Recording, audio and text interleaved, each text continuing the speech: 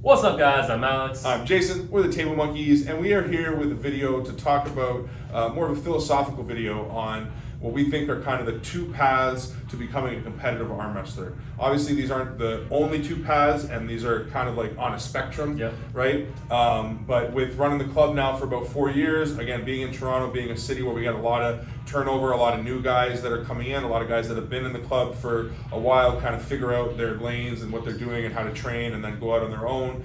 We've got a lot of guys that have made it to a lot of different levels. Us ourselves have made it to a pretty decent level within our 4 or 5 years being competitive.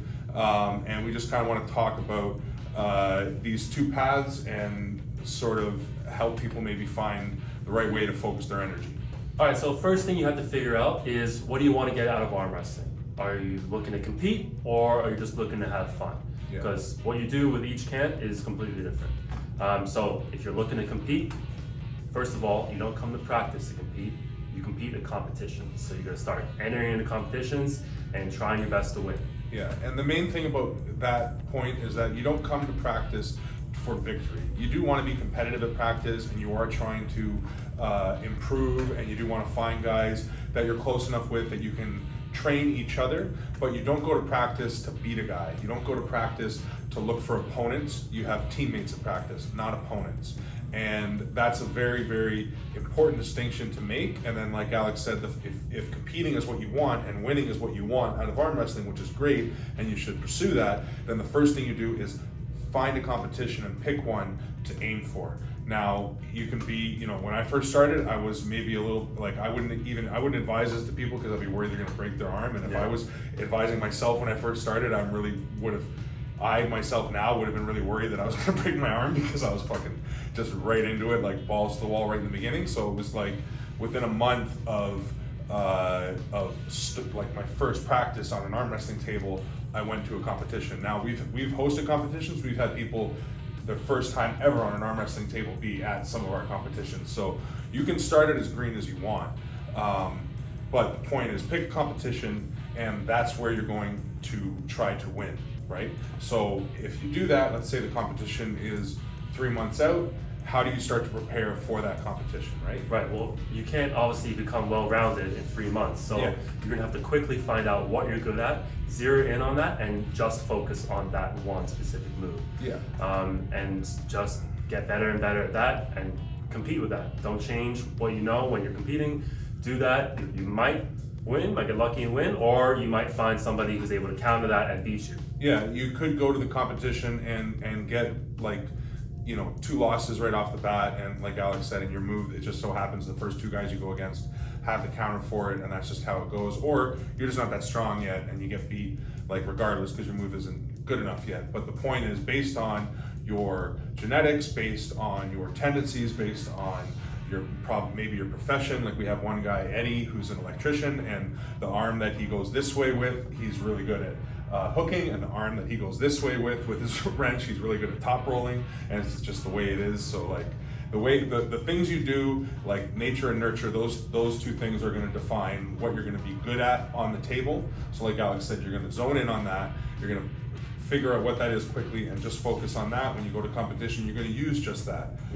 When you do get beat, the first thing you're going to find out is, was I just not strong enough, or was I in the competition but I needed to refine my move, or I need a different move, that kind of stuff. And then you're going to go back to the drawing board. So the sort of pattern with this first path, which is the I want to be competitive path, is find your ace, work on your ace, go to competition. Once your ace breaks, like somebody, either like Alex said, figures a counter to it, or like I'm saying, you're just not strong enough, you figure out what it is that's breaking, and then you go back to the drawing board, you rebuild, right? And that rebuild could be improving on the move that you have, or expanding your game and learning a different move, right? So an example of that might be like a posting top roll, learning a low hand top roll, right? So we get a lot of guys in the club that are tall, lanky, big hands, and they want to try arm wrestling because they like their levers, they think they're going to be good at it.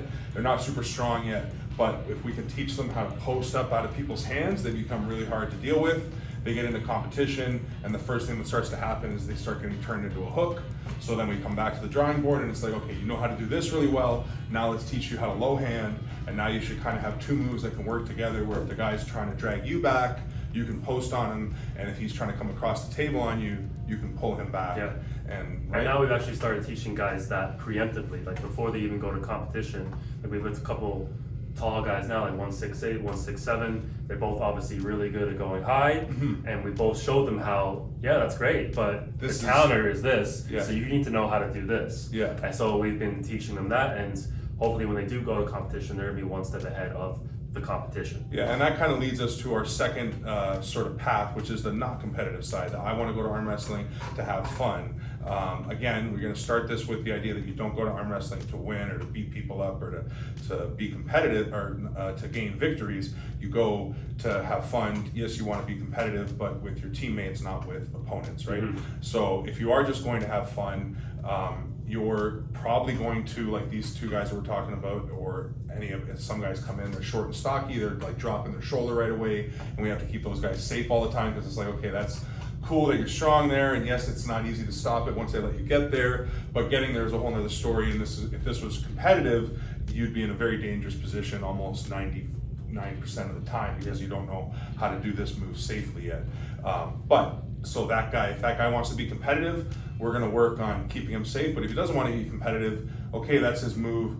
We're gonna work with him and eventually like teach him hopefully other lanes to work with or play with. Right? Yeah, I think the beauty of arm wrestling is that there's so many different techniques, and it's more fun when you know more techniques, and you can play around, and becoming more proficient is just a fun way to enjoy arm wrestling. So your second philosophy in arm wrestling is you go to practice to have fun, to be social, to slowly progress over time, but not necessarily with the goal of going to competition. Yeah, and a good way to do that is just to go to practice and explore. If one practice you realize, or for a few weeks you've been really good with pressing, for example, but you've seen other people, like you come to practice, and some people are like this, they come to practice and they go, I've been doing this a lot, I want to try top rolling, or I want to learn a king's move. We get that all the time, right? But whatever it is, the idea is, come to practice to explore the art and the game of arm wrestling, and as you do that, that'll help you improve. As you learn one move, it'll teach you more about the move you already know, and so on and so forth. And with this method, you can ride this forever. Like there's people that might be in the club for years and years and never compete, just because they come to the club just to enjoy the practice and this whole part of it. Once you decide that you want to be competitive, you're kind of going to go back to that first path at this point, or go to this first path if you've never even been there, if you just come to have fun the whole time, right? Yeah, which is compete until you lose, come back to the drawing board, rebuild, compete again. Yeah, exactly. The most important thing to understand about competition is that the only way to improve is to lose and know what you have to improve on, right? So like, there was a lot of talk with this, like Devin was trying to use this as a mind game with Levon, of like, you haven't lost, so you don't know what it is you need to work on. Like, we all know what it is we need to work on to beat you, because you're the target, and da-da-da-da-da.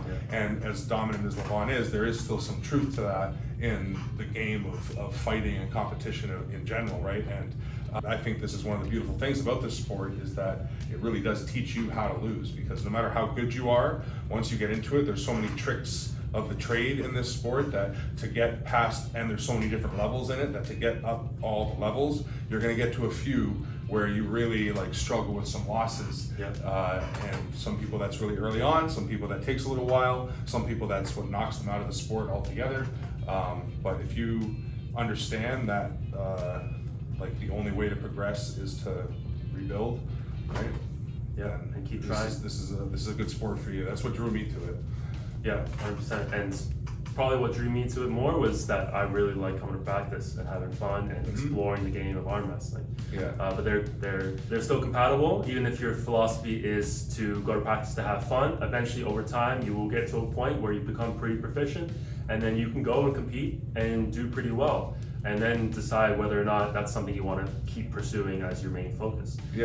So regardless of where you start or where you end up, that's kind of the beauty of arm wrestling, is that it tailors to both camps. Yeah, exactly. It's something you can take really seriously or something you can do just as kind of a pastime. I kind of, when I first started, thought of it kind of like throwing horseshoes, but going to the gym. It was like a combination of the two. Like I left feeling like I got a really good workout, but I was just kind of hanging out with my buddies for a few hours. So that combination of the two is one of the things that I think is really beautiful about the sport, and why it's such a like a primal sport, why so many people just understand it and can get into it.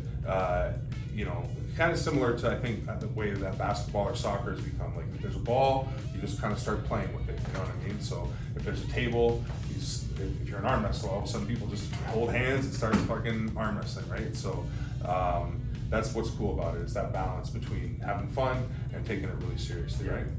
Well, that's the video. Let us know what you think down in the comments. Leave us a like, comment, subscribe. Yeah, let us know where you fall on the spectrum, all those things, and Monkeys out. peace.